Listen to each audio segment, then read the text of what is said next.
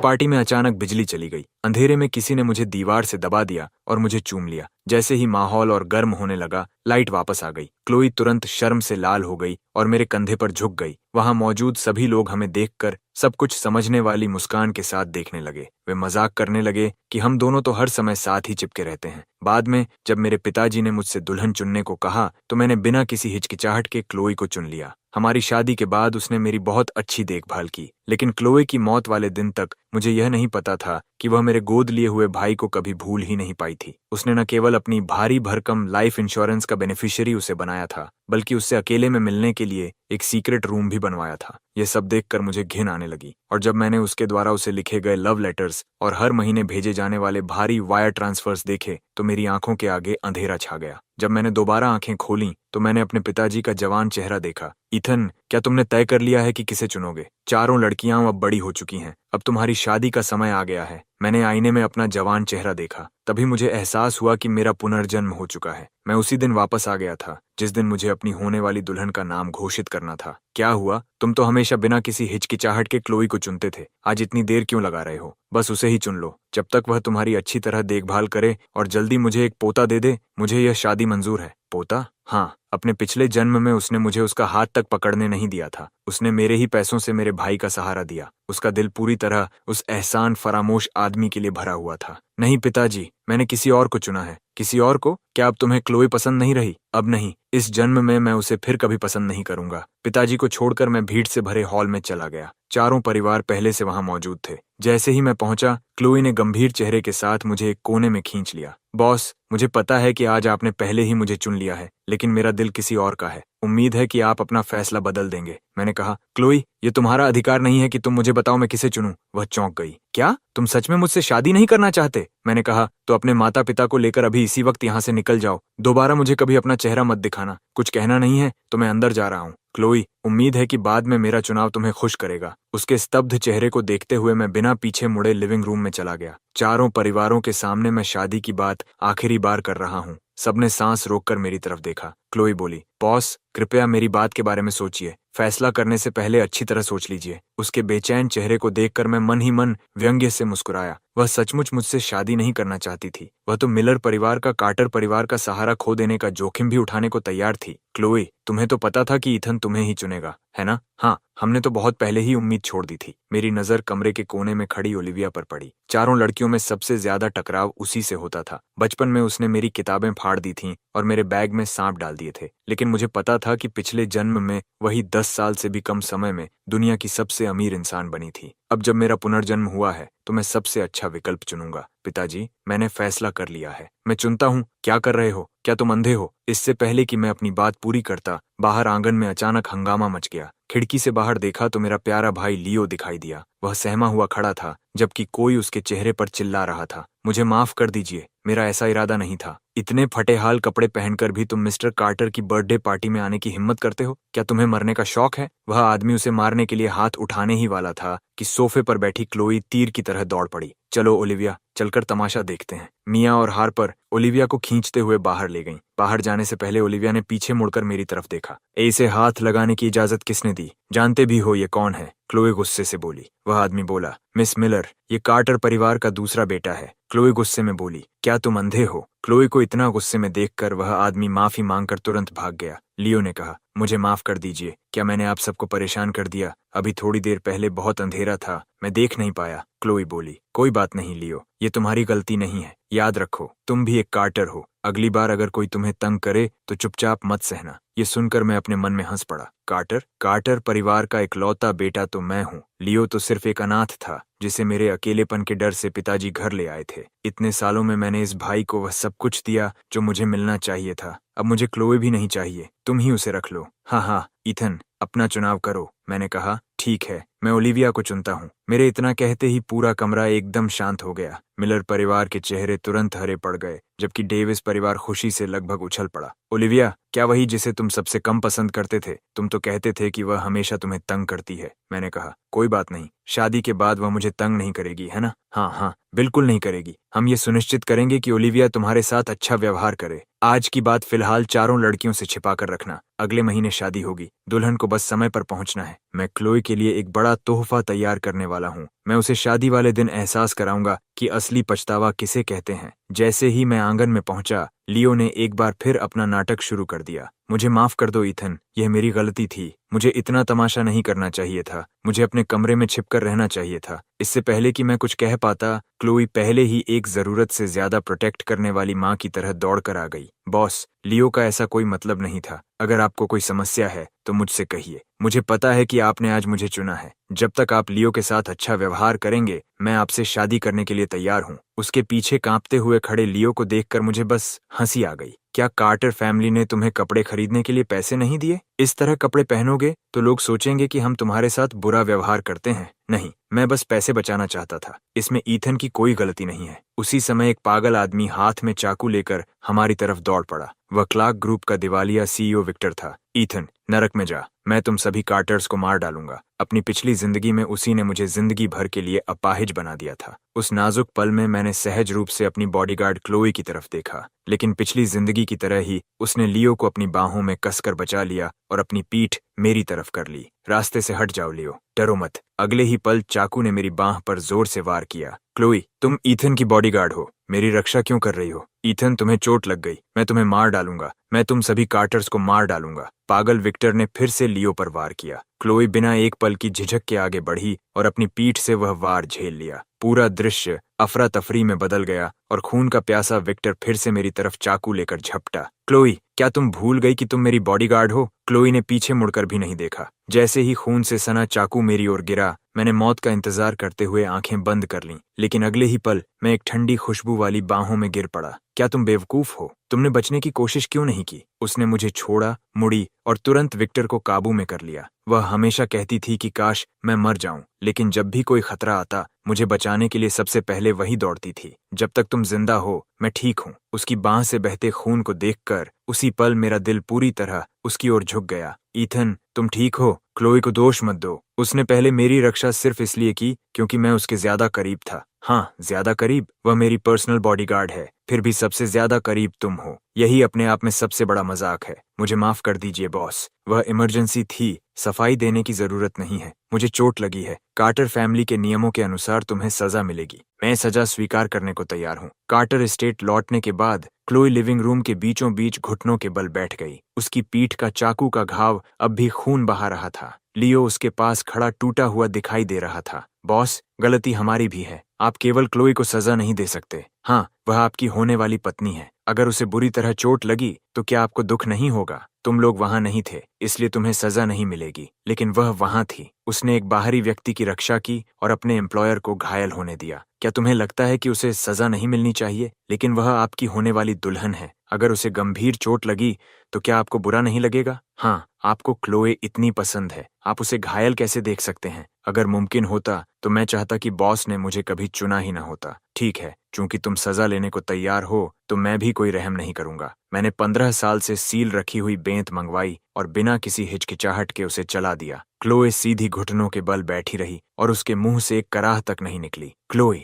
जैसे ही दूसरा वार पड़ने वाला था, एक आकृति झपट कर सामने आ गई। लियो ने वह वार उसकी जगह अपने ऊपर ले लिया। क्लोए घबरा गई और तुरंत उसे अपनी बाहों में खींच लिया। ईथन, मैं तुम्हें उसे छूने नहीं दूंगा। वह खुद दौड़ कर आया। इसका मुझसे क्या लेना देना? तीसरा वार अभी पड़ा भी नहीं है। तुम या वह। ईथन, मत करो। लियो, तुम मर नहीं सकते। डॉक्टर, अभी ऊपर आओ। अगर उसे कुछ हुआ तो मैं तुम्हें नहीं छोड़ूंगी। क्लोए की दहाड़ सुनकर फैमिली डॉक्टर डर के मारे सांस तक नहीं ले पा रहा था, लेकिन फिर भी वहीं खड़ा रहा। जाओ, मैं कार्टर हाउस में किसी को मरते नहीं देखना चाहता। यह अशुभ होता है। सामने फैली अव्यवस्था को देखकर मैंने खून से सनी बेंत फेंक दी। मैंने एक मेड को वह 1000 साल पुराना गिनसेंग लाने का आदेश दिया जो मेरे पिता ने मुझे दिया था। बॉस, क्या यह क्लोई को ठीक करने के लिए है? मुझे पता था, अगर आप उसे मना लेंगे तो वह अपनी गलती मान लेगी। नहीं, उसे डिवाइसेस फैमिली के पास ओलिविया के लिए भेज दो। ओलिविया के लिए? क्या आपको उससे सबसे ज्यादा नफरत नहीं है? किसने कहा कि मैं उसे पसंद नहीं करता? अगली सुबह मैंने लोगों को क्लोई से जुड़ी हर चीज इकट्ठा करके फेंक देने का आदेश दिया। उसके पहने हुए कपड़ों से लेकर उसके दे हुए सस्ते बर्थडे गिफ्ट्स तक सब कुछ कूड़ेदान में फेंक दिया गया। बॉस, ये आपकी सबसे कीमती चीजें हैं। क्या आपको सच में इनकी जरूरत नहीं है? हाँ, इन्हें फेंक दो। ये आंखों में चुभती हैं। सारा कूड़ा हटाने के बाद मैं कपड़े बदलकर ओलिविया से मिलने जाने ही वाला था। जैसे ही मैं दरवाजे तक पहुंचा, मैंने लियो को वहां घुटनों के बल सीधा बैठा देखा। ईथन, कल रात गलती मेरी थी, कृपया नाराज मत होइए। क्लोई को दोष देना बंद कर दीजिए, मैं उसकी तरफ से माफी मांगता हूँ। लियो, क्या तुम्हारा नाटक खत्म हो गया? बार बार अभिनय करना अब उबाऊ हो चुका है। मैं उसे नजरअंदाज करके आगे बढ़ गया, लेकिन वह अचानक पागल कुत्ते की तरह झपटा और मेरे टखने को कसकर पकड़ लिया। नहीं ईथन, अगर तुम क्लोई को माफ नहीं करोगे तो मैं यहाँ से नहीं जाऊंगा। तुम चाहते क्या हो? भूल मत जाना, आज तुम्हारे पास जो कुछ भी है वह मैंने दिया है। मेरे बिना तुम कुछ भी नहीं हो। कार्टर फैमिली के दूसरे बेटे बनने की तो बात ही छोड़ दो। उफ, क्या तुम्हें लगता है कि मुझे दूसरे बेटे की परवाह है? सब लोग तो मेरे साथ तुम्हारे नौकर जैसा व्यवहार करते हैं। मैं आज तुमसे सिर्फ यह विनती करने आया हूँ कि तुम क्लोई से शादी मत करो। वह मुझसे प्यार करती है, वह सिर्फ मुझसे शादी करना चाहती है। आखिरकार उसने अपना असली चेहरा दिखा ही दिया। पिछली जिंदगी में मुझे यह बात अपनी मौत तक समझ नहीं आई थी। ये तथाकथित भाई कभी असुरक्षित था ही नहीं। वह सिर्फ खुद को बेचारी बनाकर क्लोई की सहानुभूति हासिल करता था। अफसोस, क्लोई अंधी थी। उसने असली वारिस को ठुकरा कर चालाक गोद लिए हुए बेटे को चुन लिया। अगर मैं मना कर दूं तो तुम्हारे जैसे गोद लिए हुए बेटे को मुझसे भीख मांगने का कोई हक नहीं है। अगर कार्टर फैमिली में रहना है तो अपनी हद में रहो, वरना तुम 4 बड़े परिवारों में से किसी में भी शादी नहीं कर पाओगे। चूंकि तुम इतने निर्दयी हो तो मुझे भी दोष मत देना। अचानक उसने अपनी उंगली मेरे टखने में जोर से गड़ा दी। दर्द असहनीय था। मुझे छोड़ो। जैसे ही मैं उसे लात मारकर दूर करने वाला था, उसने उसी गति का इस्तेमाल किया और खुद को पीछे गिरा दिया। फिर सीधा सीढ़ियों से लुढ़कता चला गया। ईथन, नहीं, बहुत दर्द हो रहा है। ईथन, क्या तुम्हारा गुस्सा अभी भी शांत नहीं हुआ? मैंने अपनी आंखों से तुम्हें उसे सीढ़ियों से धक्का देते देखा है। अब तुम्हारे पास क्या सफाई है? अगर तुमने दोबारा उसे छूने की भी हिम्मत की तो मैं कसम खाती हूँ कि तुमसे कभी शादी नहीं करूंगी। क्लोई, ईथन को दोष मत दो। मुझे दर्द नहीं हो रहा, फ्रैक्चर हो गया है। डरो मत, मैं तुम्हें हॉस्पिटल लेकर चलती हूँ। जाते जाते उसकी नजर दरवाजे के पास रखे ट्रैश बैग्स पर पड़ी। उनमें उसकी सारी चीजें थीं। शादी से पहले ही मेरा सामान फेंक रहे हो? ईथन, हो सकता है मैं तुमसे शादी ही ना करूं। वह लियो को सहारा देकर बिना पीछे देखे वहां से चली गई। उसने लियो के चेहरे पर आई तेज मुस्कान नहीं देखी और न ही मेरे टखने पर पड़े खून के निशान देखे। क्लोई पूरे 3 दिन तक हॉस्पिटल में लियो के साथ रही। चौथे दिन जब मैं और डैड शादी की तैयारियों पर बात कर रहे थे, तब वह आखिरकार वापस आई। बॉस, मिस्टर कार्टर, आप वह इंसान नहीं हैं जिससे मैं प्यार करती हूँ। मैं 4 दिन बाद आपसे शादी नहीं करूंगी। क्लोई, तुम क्या कह रही हो? मुझे फर्क नहीं पड़ता, बस शादी के दिन समय पर पहुंच जाना। मैंने कहा ना, मैं नहीं आऊंगी। शादी करना तो दूर की बात है। ठीक है, चूंकि तुम उससे इतना प्यार करती हो तो मैं तुम्हें उसी के हवाले कर देता हूँ। 7 दिन बाद लियो और मेरी डबल वेडिंग होगी। क्या ईथन, तुम ऐसा क्यों कर रहे हो? क्या कार्टर सिर्फ अपनी ताकत के दम पर लोगों को मजबूर कर सकते हैं? क्या तुम हमें अपमानित करना चाहते हो? तुम मना कर सकती हो या उसके साथ भाग सकती हो, लेकिन कार्टर फैमिली की सुरक्षा के बिना कौन जानता है कि आर्केडिया में मिलर्स कितने दिन टिक पाएंगे। ठीक है, मैं मान जाती हूँ। ईथन, याद रखना, तुमने मुझे मजबूर किया है। ईथन, क्या तुम ओलिविया से शादी नहीं करने वाले थे?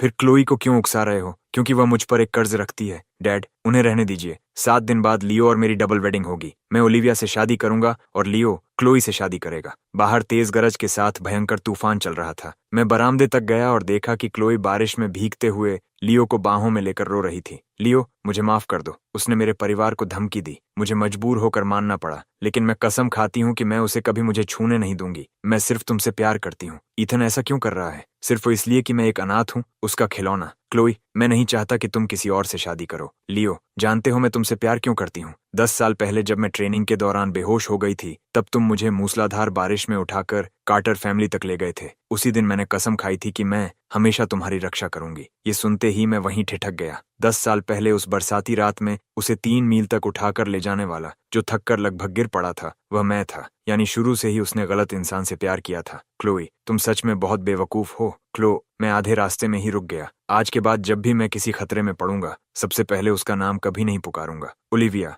हाँ मैं यहाँ हूँ। इतनी रात और इतनी तेज बारिश में तुम यहाँ क्या कर रही हो? कुछ नहीं, बस तुम्हारा घाव देखने आई थी। उम्मीद है ये आखिरी बार था जब मैंने तुम्हारी रक्षा की। क्लोई से शादी के बाद शायद मैं कभी वापस नहीं आऊंगी। तुम जा रही हो? चिंता मत करो, जाने से पहले मैं तुम्हारी शादी में जरूर आऊंगी। आखिर हम राइवल हैं। मुझे अपनी आंखों से तुम्हें आग में कूदते हुए देखना है, चाहे कुछ भी हो। ओलिविया, तुम्हें मेरी शादी में जरूर आना होगा। अब मैं चलती हूँ। अपनी दवा लेना मत भूलना। मेरे हाथ में रखी फ्रूट कैंडी को देखकर मैं मुस्कुरा दिया। जब भी मैं दवा लेता था, वह हमेशा आती थी और मुझे एक कैंडी देती थी। पिछली जिंदगी में मैं उसकी अच्छाई क्यों नहीं देख पाया? जल्द ही शादी का दिन आ गया। लियो और मैं साथ में घर से बाहर निकले। ईथन, मैं तुम्हें कभी माफ नहीं करूंगा। इतनी जल्दी मत बोलो, हो सकता है बाद में तुम मुझे धन्यवाद दो। बॉस, मैं आपसे विनती करता हूँ, किसी और को चुन लीजिए। उसे वही वेडिंग ड्रेस पहने देखकर जो मैंने कभी उसे दी थी, मुझे सब कुछ बेहद विडंबनापूर्ण लगा। मैंने ब्राइड का कोर्साज उठाया और अपने हाथों से उसके सीने पर लगा दिया। क्लोई, तुम्हारे पास कोई दूसरा विकल्प नहीं है। लियो से कह देना कि अपने आंसू संभाल कर रखे, वरना उसे पता चलेगा कि वह बहुत जल्दी रो लिया। गाड़ी में बैठो। हमारी मोटरकेड होटल पहुंच गई। मिया और हार्पर उत्साह से दौड़ते हुए हमारे पास आ गईं। वाह बॉस, आज कितने हैंडसम लग रहे हैं। अफसोस दुल्हन मैं नहीं हूँ, आज से मुझे ईथन कहकर बुलाना। अब हम दोस्त हैं। उसी समय हमारे पीछे अचानक हंगामा मच गया। ईथन, मैं तुम्हें बता रहा हूँ, मैं सिर्फ क्लोई से प्यार करता हूँ। अगर मुझे शादी करनी होगी तो मैं सिर्फ उसी से करूंगा। अरे ये तो वही एडॉप्टेड सन है जो सुसाइड की धमकी दे रहा है। लियो, उसे नीचे रखो। मैं तुमसे वादा करती हूँ, मैं उससे शादी नहीं करूंगी। आज मेरा ग्रूम सिर्फ तुम होगे। तभी वेडिंग पोस्टर्स पहुंचाने वाले स्टाफ वहां आ गए। हे भगवान, सब लोग गलत समझ बैठे। ईथन क्लोई से शादी नहीं कर रहा। पोस्टर पर ब्राइड तो ओलिविया है। आज जिससे तुम्हारी शादी हो रही है वह मैं नहीं हूँ। क्लोई सदमे में खड़ी रह गई। तभी शानदार वेडिंग गाउन पहने ओलिविया धीरे धीरे कोने से बाहर आई। बॉस इस बार सच में गंभीर हैं। मैं ओलिविया के पास गया और उसके लिए कस्टम वेडिंग ड्रेस मंगवाई। फिर बिना किसी पछतावे के एक घुटने पर बैठ गया। ओलिविया, आज मेरी एकमात्र ब्राइड सिर्फ तुम हो। क्या तुम मुझसे शादी करोगी? करूंगी। ईथन, तुम्हें पता भी है कि तुम क्या कह रहे हो। फैमिली अलायंस कोई छोटी बात नहीं होती। तुम यूं ही मजाक नहीं कर सकते। अगर तुम मुझसे शादी नहीं कर रहे थे तो आज सुबह मुझे कॉर्साज क्यों पहनाया? मैंने सिर्फ इतना कहा था कि आज तुम ब्राइड हो, लेकिन मेरी ब्राइड नहीं। मैं उस लियो की ओर मुड़ा जो खून से लथपथ और बेहद दयनीय हालत में खड़ा था। चूंकि तुम और मेरा भाई एक दूसरे से इतना प्यार करते हो तो मैं तुम्हारी इच्छा पूरी कर देता हूँ। आज सिर्फ मेरी और ओलिविया की शादी नहीं होगी, आज तुम्हारी और क्लोई की भी शादी होगी। दोनों शादियां एक ही समय पर होंगी। ईथन, क्या तुम सच में मुझे और क्लोई को साथ रहने दे रहे हो? ठीक है ईथन, ये बात याद रखना, आज जो कुछ हुआ है वह तुम्हारा अपना फैसला है। बाद में पछताना मत। फैमिली बैकग्राउंड में मिलर्स डिवाइसेस का मुकाबला नहीं कर सकते और लुक्स ऑफ एबिलिटी में भी तुम मेरा मुकाबला नहीं कर सकती। ईथन, मुझे चुनकर क्यों पछताएगा? क्लोई बिल्कुल चुप रह गई। ओलिविया के आत्मविश्वास से भरे चेहरे को देखकर मैं मुस्कुराए बिना नहीं रह सका। चलो मेरी ब्राइड, जाकर कपड़े बदल लो। मैं और ओलिविया मुड़कर वहां से चले गए और क्लोई वहीं खड़ी रह गई। क्लोई, चलो अंदर चलते हैं। अगर ईथन नहीं पछताएगा तो मैं भी कभी नहीं पछताऊंगा। चलो, हमारी शादी होने वाली है। दोनों शादियां उसी होटल के अलग अलग हॉल्स में आयोजित की गईं। मिस ओलिविया, क्या आप मिस्टर ईथन को अपना पति स्वीकार करती हैं? करती हूँ। मिस क्लोई, क्या आप मिस्टर लियो को अपना पति स्वीकार करती हैं? करती हूँ। मिस्टर ईथन, क्या आप मिस ओलिविया को अपनी पत्नी स्वीकार करते हैं और जीवन भर उनका साथ कभी नहीं छोड़ने का वादा करते हैं? करता हूँ। मैं भी करती हूँ। सेरेमनी खत्म होने के बाद लियो और क्लोई इवनिंग वेयर पहनकर बाहर आए, लेकिन उन्होंने देखा कि आधे से ज्यादा मेहमान जा चुके थे। दोनों की शादी हुई है, लेकिन फर्क कितना बड़ा है। जल्दी चलो। सुना है बॉस के हॉल में $1 मिलियन बॉटल्स वाली वाइन खोली गई है। दोनों की बराबरी कैसे हो सकती है? एक एडॉप्टेड सन है और दूसरा असली हेयर। दोनों की कोई तुलना ही नहीं है। क्या क्लोए पागल हो गई है? बॉस को छोड़कर एक एडॉप्टेड सन से शादी कर ली। उसे जरूर पछताना पड़ेगा। लोग बातें करते हुए फ्री बूज पीने के लिए मेरे हॉल की ओर भागने लगे। मुझे माफ कर दो क्लोई, अगर मेरी वजह से यह सब नहीं होता तो आज तुम लोगों की हंसी का पात्र नहीं बनती। कोई बात नहीं, इसमें तुम्हारी गलती नहीं है। ये फैसला मैंने खुद लिया है। इसमें उसकी गलती नहीं है। अगर वह नहीं होता तो आज तुम्हारी शादी बॉस से हुई होती। क्लोई, क्या तुम्हें एहसास है कि तुमने मिलर्स का भविष्य बर्बाद कर दिया? मॉम, बस कीजिए। मेरी शादी लियो से हो चुकी है। ईथन ने भी किसी और से शादी कर ली है। अब सब खत्म हो चुका है। मुझे कोई पछतावा नहीं है। मुझे सिर्फ डर है कि बाद में ईथन पछताएगा और मेरे पास वापस आएगा। क्लोई दूर से मुझे देखती रही। उसे उम्मीद थी कि मैं एक बार उसकी तरफ जरूर देखूंगा, लेकिन मैंने ऐसा नहीं किया। मैंने एक बार भी उसकी तरफ नजर नहीं उठाई। इसके बजाय मैं खुलकर मुस्कुरा रहा था। वह इतना खुश होकर क्यों मुस्कुरा रहा है? पहले तो वह सिर्फ मुझे देखकर ही ऐसे मुस्कुराता था। और तुम क्लोई, क्या तुम्हें मुझसे शादी करके पछतावा है? नहीं तो चलो ईथन को टोस्ट करते हैं, ठीक है? अगर उसकी वजह से यह सब नहीं होता तो हमारी शादी इतनी आसानी से नहीं हो पाती। अब मैं उसकी सिस्टर इन लॉ हूँ, मुझे उसे टोस्ट करना चाहिए। ठीक है। क्लोई ने सिर हिला दिया। वह बेसब्री से मेरे पास जाकर मेरे चेहरे पर पछतावा देखने का इंतजार कर रही थी। ओलिविया, मैं अपना बेटा तुम्हें सौंप रहा हूँ।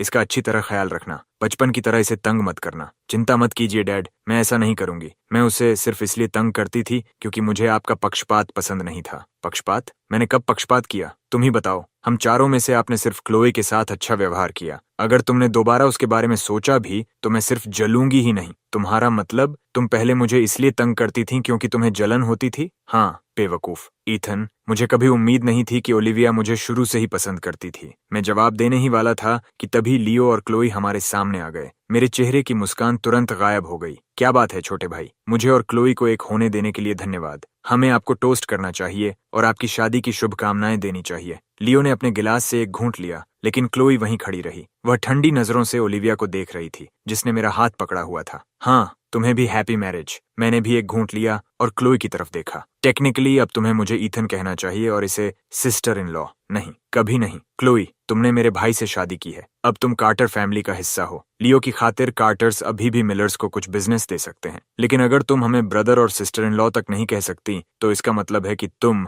हमें अपना परिवार नहीं मानती। ऐसे में हमारा बिजनेस सिर्फ डिवाइसेस, स्मिथ्स और जोन्सेस को मिलेगा। जहां तक मिलर्स का सवाल है, क्लोई, ऐसे समय में प्राइड की क्या परवाह। अगर मिस्टर कार्टर ने हमारा साथ छोड़ दिया तो मिलर्स टिक नहीं पाएंगे। तुमने एक अडॉप्टेड सन को चुना था, तुम्हें पहले से पता होना चाहिए था कि ऐसा होगा। हनी, किस बात का इंतजार कर रही हो? Ethan, Olivia, good sister in law. Olivia ने खुशी से एक घूंट लिया। मैंने उसकी तरफ देखा और बेबस होकर मुस्कुरा दिया। पहले मुझे क्यों नहीं पता चला कि वह इतनी मजेदार है। शादी के बाद लियो ने मिलर्स के घर जाकर रहने के लिए सामान बांधना शुरू कर दिया। बॉस, मुझे बॉस मत कहो। क्लोई, अब तुम मेरी बॉडीगार्ड नहीं हो। ईथन, इतने सालों तक जो कुछ भी आपने किया उसके लिए धन्यवाद। मैं जा रही हूँ। ठीक है, चलो साथ चलते हैं। क्या तुम भी आ रहे हो? क्या अब पछता रही हो? अफसोस, मेरी शादी लियो से हो चुकी है। अब तुम्हारा पछताना किसी काम का नहीं। किसने कहा कि मैं पछता रहा हूँ? मिलर्स के घर जाने की मेरी अपनी वजह है। तुम्हें डिवाइसेस के घर जाना चाहिए, मिलर्स के नहीं। ईथन, मैंने तुमसे कहा था, अगर तुमने शरारत की तो मुझे जलन होगी। अगर तुम्हें चिंता है तो मेरे साथ चलो। ठीक है, ठीक है, मैं तुम्हारे साथ चलूंगा।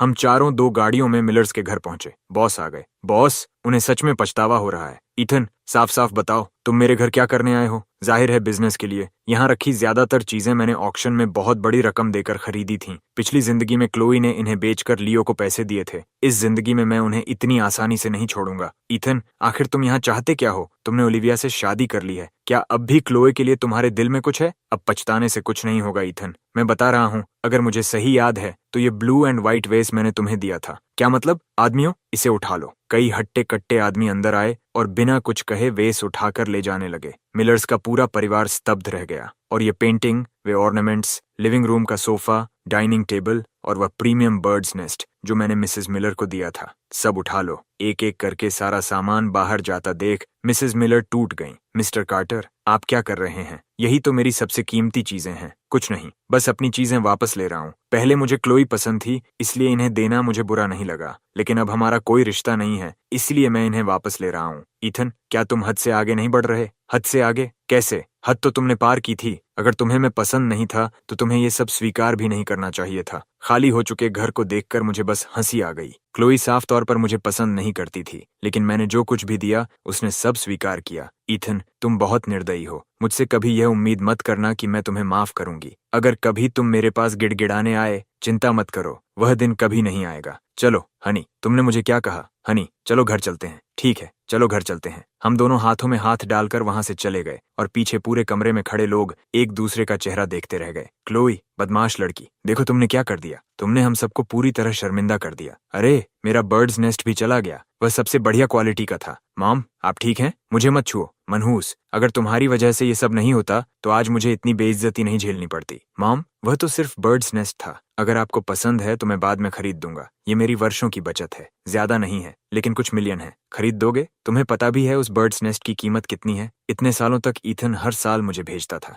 हर पीस की कीमत ही लाखों में होती थी। तुम सिर्फ एक अडॉप्टेड सन हो, क्या तुम उसे खरीद सकते हो? लियो वहीं जड़ हो गया। कार्ड पकड़े उसका हाथ हवा में ही रुक गया। वह सिर्फ झिझकते हुए उसे वापस खींच सका। क्या वह इतना महंगा था? वह तो सिर्फ बर्ड्स नेस्ट है, बाकी भी तो वही होते हैं। इतने महंगे की क्या जरूरत है? तुम्हारे लिए महंगा है, लेकिन मिस्टर कार्टर को इसकी जरा भी परवाह नहीं। अगर तुम्हारी वजह से यह सब न हुआ होता तो मैं पूरी जिंदगी यही खाती रहती। ईथन, मेरी शादी पहले ही मिलर्स में हो चुकी है, फिर भी तुम मुझे क्यों कुचल रहे हो? मॉम, इसका कार्टर्स से कोई लेना देना नहीं है। हमने सिर्फ थोड़ा फर्नीचर और कुछ ऑर्नामेंट्स खोए हैं, हम दोबारा खरीद लेंगे। वैसे भी मुझे ईथन की चीजों की कोई परवाह नहीं। मिस मिलर, मेरे बॉस ने यह आपको देने के लिए कहा है। उन्होंने कहा, इसे देखते ही आप सब समझ जाएंगी। ये क्या है? क्या उसने अभी तक मेरे साथ खेलना बंद नहीं किया? क्लोई ने लापरवाही से फोटो उठा लिया, लेकिन उसे सिर्फ एक नजर देखते ही उसका चेहरा पूरी तरह पीला पड़ गया। फोटो में मूसलाधार बारिश हो रही थी। उसमें एक 10 साल का लड़का बेहोश पड़ी एक लड़की को अपनी पीठ पर उठाकर बड़ी मुश्किल से कार्टर एस्टेट की ओर चल रहा था।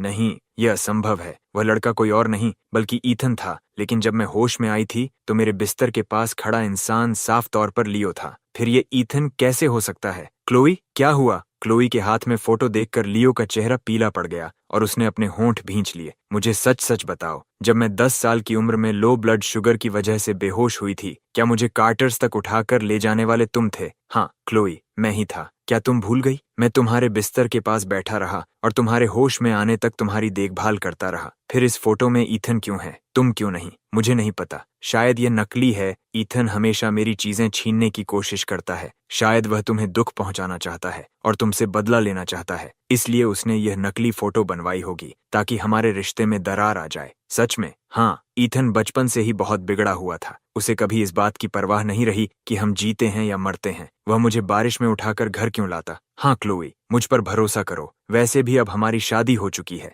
हमें एक दूसरे पर भरोसा करना चाहिए, है ना? उसे अपनी बात पर यकीन करते देख लियो ने राहत की सांस ली। मैं क्या करूं? मैं बहुत नर्वस हूं। अगर ईथन को लगा कि मैं इस तरह तैयार होकर उसे बहकाने की कोशिश कर रही हूं तो? आखिर बचपन से वह क्लोई को पसंद करता था। उसने अचानक मुझसे शादी कर ली। मुझे नहीं पता कि वह सच में ऐसा चाहता भी है या नहीं। उसके मन में तरह तरह के विचार चल ही रहे थे कि बाथरूम का दरवाजा खुल गया। देख लिया जितना देखना था। सॉरी, मेरा ऐसा कोई इरादा नहीं था। मैं उसकी तरफ बढ़ा तो वह पीछे हट गई। इरादा नहीं था? आज हमारी वेडिंग नाइट है। तुम्हें नहीं लगता कि हमें कुछ करना चाहिए हनी? क्या करना चाहते हो? वही जो मैं करना चाहता हूँ। इतना कहकर मैंने उसके मुलायम होंठों को चूम लिया। ईथन, अगर तुम नहीं चाहते, अगर तुम्हारे दिल में अभी भी क्लोई है। किसने कहा कि मैं नहीं चाहता? किसने कहा कि मैं अब भी क्लोई को पसंद करता हूँ? मेरी बात ध्यान से सुनो ओलिविया, अब मेरे दिल में सिर्फ तुम हो। उधर मिलर्स के घर वेडिंग नाइट पर अजीब सी खामोशी छाई हुई थी। क्लोई, क्या तुम अकेले ही सोओगी? आज हमारी वेडिंग नाइट है। क्या तुम मेरे साथ नहीं आओगी? क्या मैं पागल हो गई हूँ?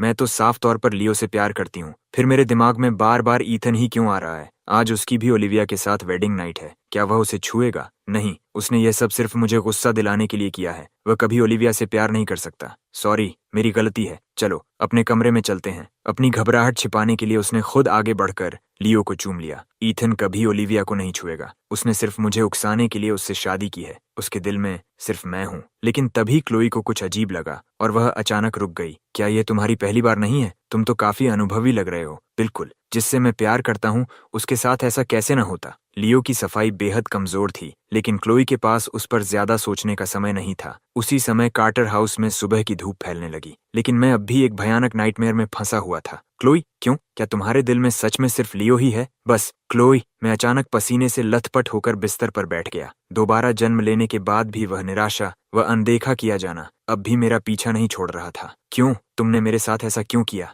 मैं चेहरा धोकर खुद को शांत करने के लिए उठने ही वाला था कि पीछे से दो मुलायम बाहों ने मेरी कमर को घेर लिया। तुम किसे बुला रहे थे? मुझे बताओ, तुमने क्लोई का नाम क्यों लिया? मुझे माफ कर दो, मुझ पर भरोसा करो। मैंने उसका नाम इसलिए नहीं लिया क्योंकि मैं अब भी उसे पसंद करता हूँ। मैं उससे नफरत करता हूँ। मैं तुम्हें उससे प्यार भी नहीं करने दूंगी और उससे नफरत भी नहीं करने दूंगी। आज से तुम सिर्फ मेरे बारे में सोचोगे। तुम्हें उसके बारे में सपना देखने की भी इजाजत नहीं है। पगले, मैंने अभी तक तुमसे पूछा ही नहीं, तुम्हें मुझसे प्यार कब से होने लगा? मुझे याद नहीं। शायद उसी दिन से जब मैं तुम्हें तंग करती थी, तभी से मैं तुम्हें पसंद करने लगी थी। और तुम, क्या तुम भी मुझसे प्यार करोगे? हाँ, शायद मुझे भी बहुत पहले ही तुमसे प्यार हो गया था। प्राइवेट आई के फोन ने न सिर्फ ये साबित कर दिया कि वह फोटो असली थी, बल्कि लियो की बिखरी हुई निजी जिंदगी के पक्के सबूत भी भेज दिए। अब समझ आया कि तुम पिछली रात इतने अनुभवी क्यों थे। वह तुम्हारी पहली बार नहीं थी। क्लोई, तुम इतनी सुबह उठ गई। थोड़ा और मेरे साथ सो जाओ। लियो करवट लेकर क्लोई को गले लगाने ही वाला था कि उसने उसे जोर से धक्का दे दिया। वह सीधा फर्श पर जा गिरा। आह, बहुत दर्द हो रहा है। क्लोई, तुम क्या कर रही हो? मैं तुमसे आखिरी बार पूछ रही हूँ। उस दिन मुझे उठाकर घर ले जाने वाले क्या सच में तुम थे? क्लोई के काले पड़ चुके चेहरे को देखकर लियो समझ गया कि अब सच छिपाना नामुमकिन है। नहीं, उस दिन सच में ईथन ही तुम्हें उठाकर घर लाया था। मैं तो बाद में तुम्हारे पास बैठा था। जब तुम्हारी आंख खुली तो तुमने गलती से समझ लिया कि तुम्हें मैंने बचाया है। उस समय सच बताने की मुझ में हिम्मत नहीं थी, तो तुमने सच में मुझसे झूठ बोला। इतने सालों तक लगातार मुझसे झूठ बोलते रहे। क्लोई ने अपना फोन पूरी ताकत से लियो पर फेंक दिया। और ये फोटो, क्या ये भी नकली हैं? मेरा ऐसा इरादा नहीं था। मैं बाद में सब सच बताना चाहता था, लेकिन मैं तुमसे बहुत ज्यादा प्यार करता था। जहाँ तक इन फोटो की बात है, वे सब अतीत की बातें हैं। अब मेरे दिल में सिर्फ तुम हो। क्लोई, कृपया मुझे माफ कर दो। ठीक है? हाँ, तुम्हें माफ कर दूं? 3 दिन तक चली कोल्ड वॉर के बाद लियो और क्लोई वापस कार्टर एस्टेट पहुंचे। जैसे ही वे अंदर आए, उन्होंने कोने में खड़ी कुछ मेड्स को उत्साह से बातें करते हुए सुना तुमने? बॉस और उनकी वाइफ 3 दिनों से नीचे ही नहीं आए। लगता है दोनों की खूब बन रही है। अरे नहीं, मैंने तो सुना है कि दूसरे ही दिन दोनों में झगड़ा हो गया था क्योंकि बॉस नींद से रोते हुए उठे थे और सपने में मिस मिलर का नाम पुकार रहे थे। सच में? क्या बॉस अभी भी मिस मिलर को नहीं भूले? उन्होंने तो अपनी वाइफ से सिर्फ उसे जलाने के लिए शादी की है। जरूर ऐसा ही होगा। बॉस तो शायद मिस मिलर से जान से भी ज्यादा प्यार करते हैं। क्या यह सच है? क्या ईथन ने सच में मेरा नाम लिया था? नहीं, मैंने कुछ नहीं कहा। आपने गलत सुन लिया। आज सुबह कोई काम नहीं है क्या? अपने बॉस के बारे में गपशप करने की हिम्मत कैसे हुई? यहाँ से निकलो। मेड्स घबराकर तुरंत भाग गईं, लेकिन उनकी बातें क्लोई के दिल में खरपतवार की तरह फैल गईं। तभी मैं और ओलिविया एक दूसरे का हाथ थामे सीढ़ियों से नीचे उतरे। ईथन, क्लोई, छोड़ो। ईथन, क्या हम बात कर सकते हैं? सिर्फ 10 मिनट। बात किस बारे में? सॉरी सिस्टर इन लॉ, मेरी वाइफ और मैं अभी अभी उठे हैं। हमने अभी तक ब्रेकफास्ट भी नहीं किया। अब जब तुम वापस आ गई हो तो लिविंग रूम में जाकर मेरे डैड से मिलो। रास्ता मत रोको। मैंने उसकी तरफ दोबारा देखने की भी जहमत नहीं उठाई। मैंने ओलिविया के कंधे पर हाथ रखा और उसके साथ आगे बढ़ गया। क्लोई पूरी तरह टूटे हुए मन से लियो के साथ लिविंग रूम में चली गई। डैड, मुझे आपसे कुछ कहना है। मैं लियो से डिवोर्स चाहती हूँ। क्या? तुमने अभी क्या कहा? क्लोई, क्या तुम पागल हो गई हो? तुम्हारी शादी को सिर्फ 3 दिन हुए हैं। बकवास मत करो। चाहे लियो अडॉप्टेड हो, लेकिन वह अब भी कार्टर फैमिली का हिस्सा है। क्या तुम्हें मैरिज कोई मजाक लगती है? मैंने इस बारे में बहुत सोच लिया है। जिससे मैं सच में प्यार करती हूँ वो ईथन है, लियो नहीं। पहले मैंने गलत इंसान को समझ लिया था, इसलिए मैंने गलत आदमी से शादी कर ली। जब ईथन तुमसे शादी करना चाहता था तब तुमने साफ इनकार कर दिया था और कसम खाई थी कि सिर्फ लियो से ही शादी करोगी। अब कह रही हो कि तुम ईथन से प्यार करती हो। आखिर तुम कार्टर्स को समझती क्या हो? जब मन किया किसी से भी शादी कर लो। पहले जो कुछ हुआ उसमें सारी गलती मेरी थी, लेकिन मुझे पता है कि ईथन के दिल में अब भी मेरे लिए जगह है। उसने ओलिविया से सिर्फ मुझे जलाने के लिए शादी की है। डैड, कृपया हमें साथ रहने दीजिए। क्लोई, तुम मेरे साथ ऐसा कैसे कर सकती हो? मुझे माफ कर दो। मैंने बिना सच जाने तुमसे शादी कर ली, लेकिन ईथन और मैं एक दूसरे से प्यार करते हैं। क्लोई, चुप हो जाओ। तुम्हारी हिम्मत कैसे हुई ये कहने की कि हम एक दूसरे से प्यार करते हैं? पिछली जिंदगी में मैंने चाहे जितना भी अपना प्यार जताया, तुमने मेरी तरफ एक बार भी नहीं देखा।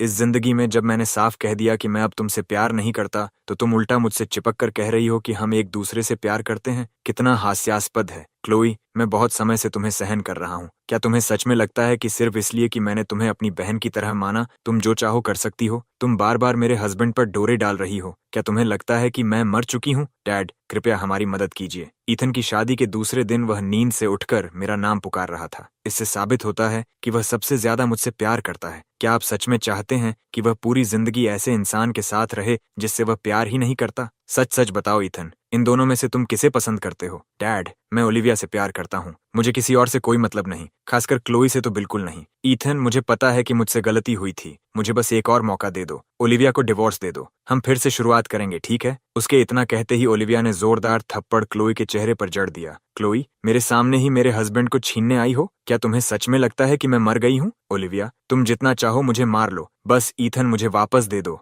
बहुत हो गया क्लोई, चुप हो जाओ। अब तुम्हारी वाइफ मैं हूँ। नहीं, तुम्हारी वाइफ अब मैं हूँ। उसने खुद कहा था कि वह मुझसे शादी करना चाहती है। ये सब झूठ था। अगर तुमने मुझसे झूठ नहीं बोला होता तो मैं कभी तुमसे शादी नहीं करती। मैंने तुमसे झूठ बोला? क्लोई, ये सब तुमने खुद कहा था। तुम कहती थी कि तुम्हें ईथन सबसे ज्यादा नापसंद है, घमंडी, जिद्दी और हुक्म चलाने वाला। तुमने खुद कहा था कि तुम उसे कभी पसंद नहीं करोगी। अब सारा दोष मुझ पर डाल रही हो। ऐसा इसलिए हुआ क्योंकि मैंने गलत इंसान को समझ लिया था। अगर ऐसा न होता तो मैं कभी तुम्हारे साथ नहीं होती। लगता है कि अब भी तुम ईथन को ठीक से नहीं जानती। मैं तुम्हें बता दूं, एक बार ईथन कोई फैसला कर ले तो पूरी दुनिया उसके खिलाफ हो जाए, फिर भी वह कभी पीछे नहीं हटता। अब जब उसने ओलिविया से शादी कर ली है तो वह कभी तुम्हारी तरफ मुड़कर भी नहीं देखेगा। अब पछता रही हो, बहुत देर हो चुकी है। मानना पड़ेगा, लियो मुझे अच्छी तरह जानता है। चाहे ईथन मेरे साथ रहे या नहीं, मैं तुमसे डिवोर्स लेकर रहूंगी। क्लोई, तुम हद से ज्यादा हो गई हो। ईथन, मैं तुमसे भी नफरत करता हूँ। आखिर असली कार्टर हेयर बनने का हक सिर्फ तुम्हें ही क्यों मिला?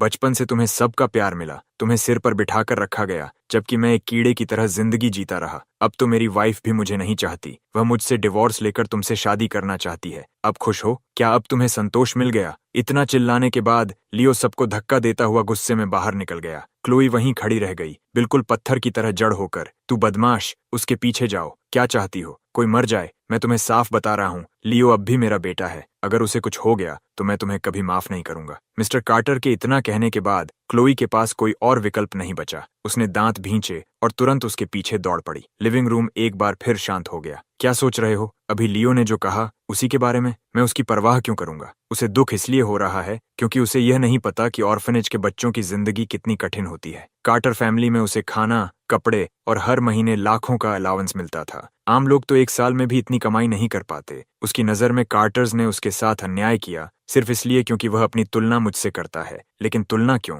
मैं इस परिवार का बायोलॉजिकल सन हूँ। मैंने उसे सब कुछ दिया। उसे बस अपनी औकात नहीं पता और उसमें जरा भी कृतज्ञता नहीं है। बहुत बढ़िया। मेरे हस्बैंड चीजों को बहुत साफ नजर से देखते हैं। इतना अच्छा फैमिली डिनर इस तरह बर्बाद हो गया। वैसे ओलिविया, तुम कल नॉर्थरिज चली जाना। वहाँ कार्टर ब्रांच खुल रही है। कार्टर फैमिली की बहू होने के नाते तुम्हें वहाँ जाना चाहिए। डैड, हमारी शादी को अभी कुछ ही दिन हुए हैं और आप मेरी वाइफ को बिजनेस ट्रिप पर भेज रहे हैं। बदमाश, मैं यह तुम्हारी भलाई के लिए कर रहा हूँ। अगर तुम दोनों और ज्यादा समय कमरे में बंद रहे तो तुम्हारी सेहत खराब हो जाएगी। ठीक है, मैं भी ओलिविया के साथ चलूंगा। जरूरत नहीं, मैं अकेले चली जाऊंगी। आखिर अब मैं कार्टर फैमिली की डॉटर इन लॉ हूँ। मुझे भी कुछ जिम्मेदारियां निभानी चाहिए। उधर लियो गुस्से में कार्टर एस्टेट से बाहर निकल गया। तभी एक कार तेजी से उसकी तरफ आई। क्लोई दौड़कर पहुंची और उसे खींचकर पीछे कर लिया। क्या तुम पागल हो गए हो? अभी तुम्हारी जान चली जाती तो क्या हुआ? अभी मेरे लिए जीने और मरने में क्या फर्क रह गया है? क्लोई, सुन लो, मैं तुम्हें कभी डिवोर्स नहीं दूंगा। मैं फैसला कर चुका हूँ। क्लोई, तुम बहुत निर्दयी हो। मैं तुम्हारा कर्जदार हूँ।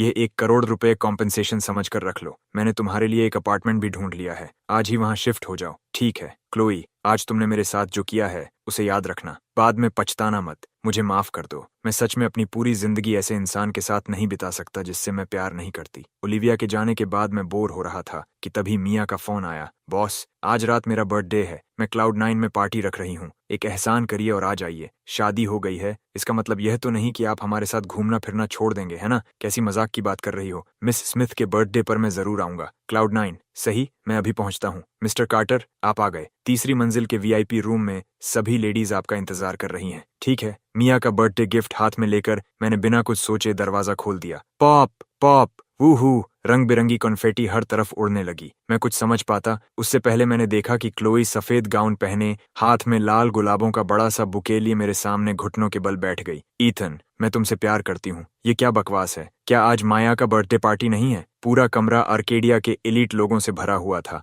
और सबकी नजरें उसी पर थीं। वह सबके सामने मुझे मजबूर करने की कोशिश कर रही थी। माया, हार्पर, तुम दोनों छिप क्यों रही हो? कोई मुझे समझाएगा कि यह सब क्या है? आज सच में मेरा बर्थडे है, लेकिन क्लोई कह रही थी कि वह तुमसे मिले बिना नहीं रह सकती, इसलिए उसने मुझसे मदद मांगी। हाँ, तो तुम दोनों ने मिलकर मुझे फंसाने की योजना बनाई थी। मैंने अपने हाथ में पकड़ी लिमिटेड एडिशन डॉल की तरफ देखा। यह वही गिफ्ट था जिसके लिए मिया कब से मिन्नतें कर रही थी। लगता है अब तुम इसकी भी हकदार नहीं हो। बॉस, क्लोई मेरी दोस्त है। मैं उसे यूं ही नजरअंदाज नहीं कर सकती थी। वह तुम्हारी दोस्त है, लेकिन ओलिविया नहीं। जब ओलिविया बाहर गई हुई है तब तुम क्लोई की मदद कर रही हो ताकि वह सबके सामने किसी और के हस्बैंड को फंसा सके। यही है तुम्हारी तथाकथित फ्रेंडशिप। मैंने उनकी तरफ दोबारा देखना भी जरूरी नहीं समझा और मुड़कर जाने लगा। ईथन, मत जाओ। तुम्हें पता है इन 2 दिनों में मैंने तुम्हें कितना मिस किया है। मुझे बस एक मौका दे दो। मैं कभी तुम्हें फिर से दुख नहीं दूंगी। क्लोई, मेरा हाथ छोड़ो। तुम दोनों किस बात का इंतजार कर रही हो? इसे हटाओ। तब जाकर मिया और हार्पर को होश आया। वे दोनों दौड़कर आईं और क्लोई की बाहें पकड़कर उसे मुझसे अलग करने लगीं। क्लोई, शांत हो जाओ। ईथन अब ओलिविया के हस्बैंड हैं। अगर ओलिविया को यह सब पता चल गया तो वह तुम्हें मार डालेगी। हाँ, ये सब तुम्हारी अपनी गलती है। तुमने बॉस को छोड़कर जबरदस्ती लियो से शादी की थी। मैंने गलत इंसान को चुन लिया था ईथन। मुझे पता है कि तुम्हारे दिल में अब भी मेरे लिए जगह है। अगर तुम ओलिविया से डिवोर्स मांगोगे तो वह जरूर हमें साथ रहने देगी। तुम जाकर उससे कहो। अगर तुम नहीं कहोगे तो मैं खुद कह दूंगी। उसकी यह बात सुनते ही पूरा कमरा एकदम खामोश हो गया। क्लोई, अब होश में आ जाओ। मैं आखिरी बार कह रहा हूँ, मैं तुम्हें पसंद नहीं करता। अब जिस इंसान से मैं प्यार करता हूँ वह मेरी पत्नी ओलिविया है। इस जिंदगी में सिर्फ वही मेरे लिए सबसे जरूरी है। अगर तुम यूं ही मेरा पीछा करती रही तो हम दोस्त भी नहीं रह पाएंगे। मुझे यकीन नहीं है, मुझे बिल्कुल यकीन नहीं है। उसने अभी अभी जिस हाथ को छुआ था मैंने उसे घृणा से पोंछा और वह टिश्यू सीधे कूड़ेदान में फेंक दिया। मानना है या नहीं, ये तुम्हारी मर्जी। आज के बाद क्लोई, हम दोस्त भी नहीं रहे। इतना कहकर मैं बिना पीछे देखे एलिवेटर में चला गया। इथन, मत जाओ। एलिवेटर के दरवाजे धीरे धीरे बंद हो गए और उसके घिनौने चेहरे को हमेशा के लिए मेरी नजरों से छिपा दिया। जैसे ही मैं पहली मंजिल पर पहुंचा, 2 नशे में धुत महिलाएं मेरा रास्ता रोककर खड़ी हो गईं। अरे हैंडसम, अकेले हो? हमारे साथ एक ड्रिंक लोगे? हटो, ऐसे मत बनो। आज हम बहुत बोर हो रही हैं। चलो कोई रूम लेते हैं। मेरे पास बहुत पैसा है। हाँ, मजा खराब मत करो। हम सब यहाँ अकेले हैं। हमारे साथ एक रात बिताओ। जितने पैसे मांगोगे दे दूंगी। जो कीमत कहोगे वही मिलेगी। मैं बहुत अमीर हूँ। मुझे डर है कि तुम मेरी कीमत नहीं चुका पाओगी। 1 बिलियन। क्या तुम मेरा मजाक उड़ा रहे हो? आखिरकार उस औरत का सब्र टूट गया और उसने मुझे थप्पड़ मारने के लिए हाथ उठा दिया। उसे मारने की इजाजत किसने दी? ये बदतमीज लड़की कहाँ से आ गई जो हमारा मजा खराब कर रही है? मैं इसे मार डालूंगी। क्लोई, सावधान। वैसे भी आज मेरा मूड बहुत खराब है। तुमने खुद यह मुसीबत मोल ली है। क्लोई पूरी तरह अपना आपा खो बैठी और कुछ ही पलों में उन दोनों महिलाओं को जमीन पर गिरा दिया। बॉस को छूने की हिम्मत कैसे हुई? मरना चाहती हो क्या? हमें मत मारो, हम इन्हें जानते तक नहीं। मिस मिलर, आगे हमें संभालने दीजिए, हम आपको संतोषजनक जवाब देंगे। यहाँ से दफा हो जाओ। दोनों महिलाएं डर के मारे भाग खड़ी हुईं। मिस मिलर, क्या हम आपको हॉस्पिटल ले चलें? वह अपनी बात पूरी भी नहीं कर पाया था कि क्लोई का शरीर ढीला पड़ गया और वह सीधे जमीन पर गिर पड़ी। क्लोई, जल्दी एम्बुलेंस बुलाओ। क्लोई को तुरंत इमरजेंसी रूम ले जाया गया। मैं हॉस्पिटल के कॉरिडोर में बेंच पर बैठा बेचैनी से इंतजार कर रहा था। ईथन, ओलिविया दौड़ती हुई आई और सीधे मेरी बाहों में आ गिरी। मैंने सुना कि कुछ लोगों ने तुम्हें परेशान किया और तुम हॉस्पिटल पहुंच गए। तुम ठीक हो ना? तुम्हें चोट लगी है? नहीं, ये मेरा खून नहीं है, ये क्लोए का है। वह अभी अंदर है। ओलिविया ने राहत की सांस ली। बस तुम ठीक हो, यही काफी है। लगता है अब मुझे तुम्हारे लिए 2 बॉडीगार्ड्स रखने पड़ेंगे। आखिर मेरा हस्बैंड इतना हैंडसम जो है, लेकिन इस बार मैं मेल बॉडीगार्ड्स ही रखूंगी। उसकी मजाकिया बात सुनकर मैं मुस्कुरा दिया और मेरा मन भी हल्का हो गया। तुम्हें तो कल वापस आना था ना? तुम्हारे साथ परेशानी हुई तो मुझे तुरंत लौटना ही था। चिंता मत करो, वहाँ का ज्यादातर काम मैं निपटा चुकी हूँ। कार्टर फैमिली के लिए कुछ बड़े डील्स भी फाइनल कर दिए हैं। डैड बहुत खुश होंगे। ओलिविया को देखते हुए मैंने उसे फिर से अपनी बाहों में भर लिया। ओलिविया, चलो हनीमून पर चलते हैं, ठीक है? हम कल ही निकलेंगे। ठीक है,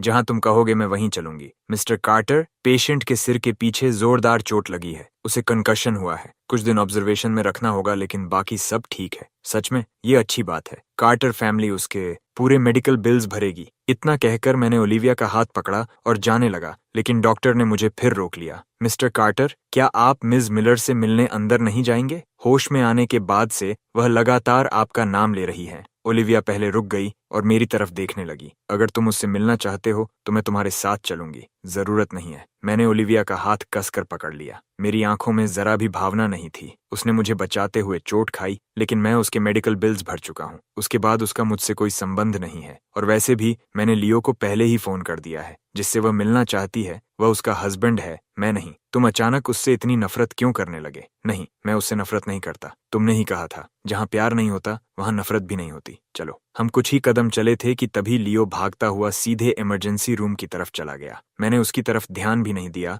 और ओलिविया का हाथ थामे वहां से चला गया। वार्ड के अंदर क्लोई अब भी कमजोर आवाज में मेरा नाम पुकार रही थी। क्लोई, तुम क्या कर रही हो? मैं तुम्हें नहीं देखना चाहता। मैं ईथन से मिलना चाहती हूँ। क्या वह बाहर है? वह मुझसे मिलने अंदर क्यों नहीं आ रहा? हाँ हाँ हाँ, तुम अपने आप को समझती क्या हो? क्लोई, होश में आओ। ईथन तो ओलिविया के साथ बहुत पहले जा चुका है। अगर तुम मर भी रही होती तब भी वह तुम्हारी तरफ दूसरी बार नहीं देखता। नहीं, ये नहीं हो सकता। मैं उसे ढूंढने जा रही हूँ। उसने अपने हाथ में लगी आईवी नीडल खींच कर निकाल दी, कंबल फेंका और बाहर की ओर भागी। लेकिन जब उसने बाहर खाली कॉरिडोर देखा तब उसे पहली बार एहसास हुआ कि मैं सच में उससे प्यार करना छोड़ चुका हूँ। पहले अगर उसे जरा सी भी चोट लगती थी तो मैं बेचैन हो जाता था, लेकिन अब वह मेरी तरफ देखना भी नहीं चाहता। वह धीरे धीरे फर्श पर बैठ गई और फूट फूट कर रोने लगी। क्लोई को इस तरह टूटते हुए देखकर लियो का दिल फिर से पिघल गया। क्लोई, ईथन को भूल जाओ, ठीक है? चलो, हम अपनी जिंदगी साथ बिताते हैं। तुम मुझे भी पसंद करती हो, है ना? हम इतने सालों से साथ हैं, हमारे बीच भी भावनाएं हैं। मैं सिर्फ ईथन से प्यार करती हूँ। चाहे वह कभी ओलिविया को डिवोर्स न दे, चाहे वह मुझे दोबारा कभी न देखे, फिर भी मैं तुम्हारे साथ नहीं रहूंगी। लियो,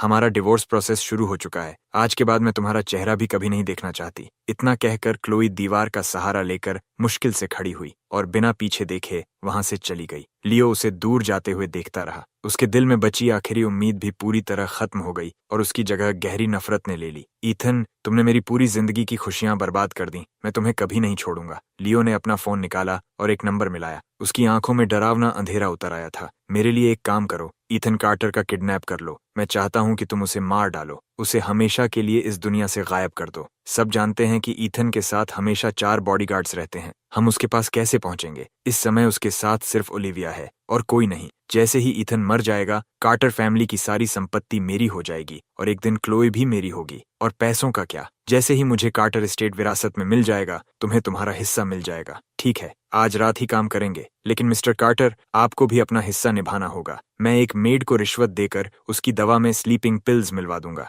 जहां तक ओलिविया की बात है, थोड़ा हंगामा करना और उसे वहां से दूर ले जाना, फिर बिना किसी को पता चले ईथन पूरी तरह तुम्हारे हवाले होगा। चिंता मत कीजिए सर, हम सब संभाल लेंगे। ओलिविया कहाँ है? रात में एक मेड मेरी दवा लेकर आई। सर, आपकी वाइफ ने आपके लिए यह सूप बनवाया है। बाहर कुछ हुआ है, वह नीचे देखने गई हैं। आप दवा लेकर आराम कर लीजिए। उसके जाने के बाद मुझे अचानक चक्कर आने लगे। मेरी नजर धुंधली हो गई और मैं बेहोश हो गया। जब मेरी आंख खुली तो मेरे हाथ पैर बंधे हुए थे और आंखों पर पट्टी बंधी थी। जाग गए? लियो, तुम मुझे अच्छी तरह जानते हो ईथन। मैंने सिर्फ 2 शब्द बोले और तुमने पहचान लिया कि मैं हूँ। तेज रोशनी के कारण मेरी आंखें सिकुड़ गईं। जब नजर साफ हुई तो मुझे एहसास हुआ कि हम उसी ऑर्फनेज में थे जहाँ लियो बड़ा हुआ था। अब वह सिर्फ खंडहर बन चुका था। मदद के लिए चिल्ला क्यों नहीं रहे? बॉस, तुम हमेशा इतने शांत कैसे रहते हो? लियो, क्या तुम पागल हो गए हो? जिससे तुम्हें नफरत करनी चाहिए वह मैं नहीं हूँ। चुप रहो। मैं तुमसे नफरत क्यों ना करूं? बचपन से तुमने मुझसे सब कुछ छीन लिया। मेरे 12वें बर्थडे का केक, लोगों के दिए हुए गिफ्ट्स, डैड ने सब तुम्हें दे दिए। अब तो क्लोए भी मुझे डिवोर्स देना चाहती है। ईथन,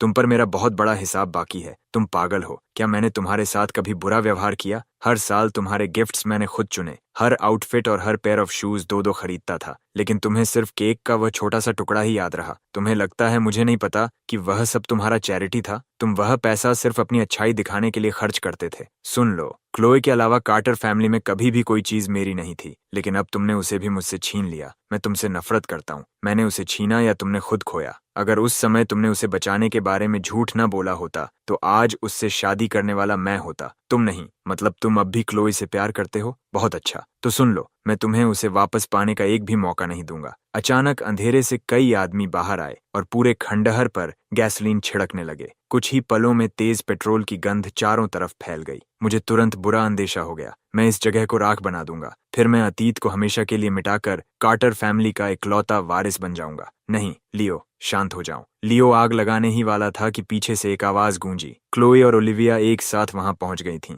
लियो, तुम क्या कर रहे हो? ईथन को छोड़ दो। अच्छा हुआ तुम सब आ गए। अब देखते हैं कि ईथन के लिए मरने को कौन तैयार है। उसने लाइटर नीचे गिरा दिया और अगले ही पल चारों तरफ आग की ऊंची लपटें उठने लगीं। ईथन! अचानक भड़कती भीषण आग को देखकर क्लोई कुछ पल के लिए जड़ हो गई और अनजाने में एक कदम पीछे हट गई। लेकिन ओलिविया ने एक पल भी नहीं सोचा और सीधे आग के भीतर दौड़ गई। ईथन, डरो मत, मैं आ गई हूँ। ओलिविया, नहीं, अंदर मत आओ, तुम मर जाओगी। चाहे मैं मर जाऊं फिर भी तुम्हें अकेला नहीं छोड़ूंगी। ओलिविया को आग में कूदते देख क्लोई स्तब्ध रह गई। अगले ही पल वह भी आग के अंदर दौड़ पड़ी। यह देखकर लियो पागलों की तरह हंसने लगा। हाँ हाँ हाँ, मुझे यकीन नहीं हो रहा कि तुम दोनों ईथन के लिए मरने को तैयार हो। हाँ हाँ हाँ। तभी अचानक पुलिस सायरन्स की आवाज गूंज उठी। लियो घबरा गया और भागने के लिए मुड़ा, लेकिन कुछ ही सेकंड में पुलिस ने उसे पकड़कर जमीन पर दबोच लिया। लियो, किडनैपिंग और आर्सन के आरोप में तुम्हें गिरफ्तार किया जाता है। ईथन कहाँ है? हाँ हाँ हाँ, इतनी भयानक आग में वह जरूर मर गया होगा। जब तक वह मर गया मुझे जेल जाने की कोई परवाह नहीं। हाँ हाँ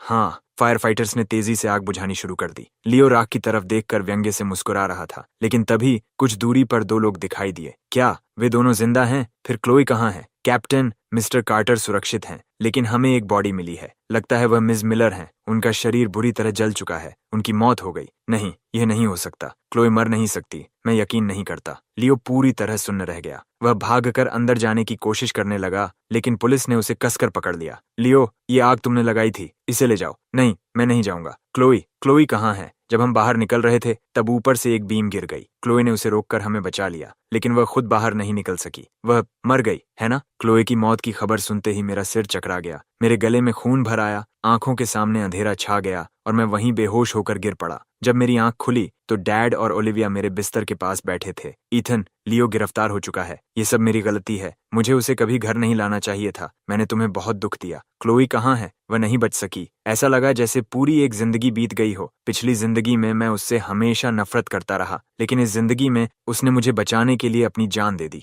मेरी आंखों से आंसू अपने आप बहने लगे। अगर तुम अब भी उससे प्यार करते हो तो मैं उससे प्यार नहीं करता। लेकिन उसने मुझे क्यों बचाया? उसने मुझे पूरी जिंदगी अपराध बोध में जीने के लिए क्यों छोड़ दिया? मैं क्लोई के फ्यूनरल में नहीं गया। उसी दिन मैं ओलिविया को साथ लेकर विदेश जाने वाली फ्लाइट में बैठ गया। प्लेन की खिड़की से बादलों को देखते हुए मुझे ऐसा लगा जैसे उनमें क्लोई का चेहरा दिखाई दे रहा हो। क्लोई, अगर अगला जन्म हुआ तो हम कभी न मिलें। थक गए हो? थोड़ा सो जाओ। मैं ओलिविया के कंधे पर सिर रखकर गहरी नींद में सो गया। अपने सपने में मैंने समय को पीछे लौटते देखा। मैं फिर से 10 साल का था। सब कुछ बिल्कुल वैसा ही था जैसा उस दिन था जब हमारी पहली मुलाकात हुई थी।